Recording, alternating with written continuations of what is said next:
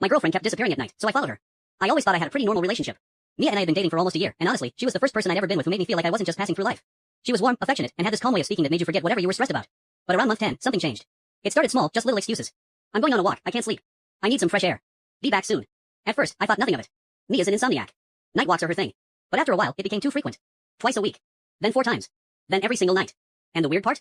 She'd leave around 1 or 2 a.m. and come back exactly 46 to 50 minutes later. Not an hour. Not half an hour. Always this oddly consistent window. One night, when she returned, I pretended to be asleep. She sat on the bed, brushing dirt off her leggings. And yeah, dirt. My girlfriend doesn't hike, doesn't garden, and works in an office. Yet every night, she'd come home with specks of dirt on her shoes like she'd been walking through a park or something worse. I finally asked, where do you even go at night? Mia froze. Not the normal freeze when someone feels accused, this was a calculating freeze. Like she was picking from a list of possible lies. Then she said, just around the block. Around the block? We live in a fully paved housing colony. No dirt, no loose soil. Just streetlights and asphalt. That's when I knew something was off. The night I followed her, I didn't mean to play detective. I honestly expected her to walk to the park, maybe sit on a bench, cry, maybe deal with some emotional stuff she wasn't ready to talk about. I wasn't planning to confront her, I just needed to understand. At 1:17 a.m., she slipped out of bed, put on her shoes, and left without turning on a single light. I waited about 3 minutes before slipping out behind her. I stayed far back. Mia walks fast, almost like she's late for something. She crossed the street past the closed shops and headed toward the old railway quarters, an abandoned set of buildings people say are haunted but really are just ready to be demolished. Then she walked into one of them. A chill went down my spine. Why would anyone go into an abandoned building at 1:30 a.m.? She didn't turn on her phone flashlight. Didn't call anyone. She just went in.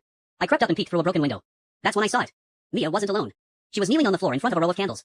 And in front of her, my breath caught, was a small box, the wooden kind used in rituals or old prayer traditions. Mia lifted the lid, and inside were objects I recognized too well. My house key.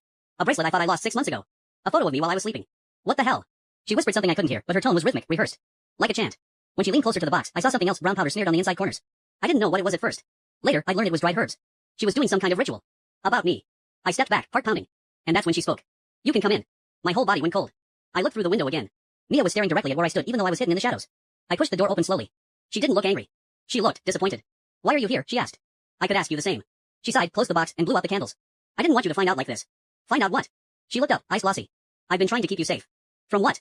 Spirits? Bad vibes? I was seconds away from thinking she was losing it. Mia must have seen the confusion on my face because she continued.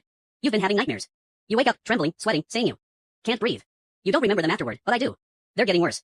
My jaw clenched. I did have nightmares, but not often. And definitely not recently. You think some candles will fix that? I snapped. This isn't superstition. Her voice wavered. The nightmares aren't natural. They started after you touched that old ring at the flea market, the one you joked felt cursed. I blinked. I had touched a rusted ring jokingly months ago. I didn't even buy it. Mia, are you hearing yourself? She stood up, grabbed the box, and placed it gently in my hands. Open it. I did. Something was missing. The ring. Why is this not here? I asked. Because it's not done yet, she whispered. What isn't? She stepped closer, lowered her voice. The thing that followed you home. I laughed until I saw her expression. She wasn't joking. That night, we walked home silently. She didn't sleep. She sat awake, watching the window. I pretended not to be terrified. Because the next morning, when I went to take out the trash, my housekeep, the one from the ritual box, was lying on top of the garbage bin outside. I hadn't taken it out. She hadn't taken it out. And the bin was closed when I left it yesterday. Someone, or something, had placed it there. Subscribe for more.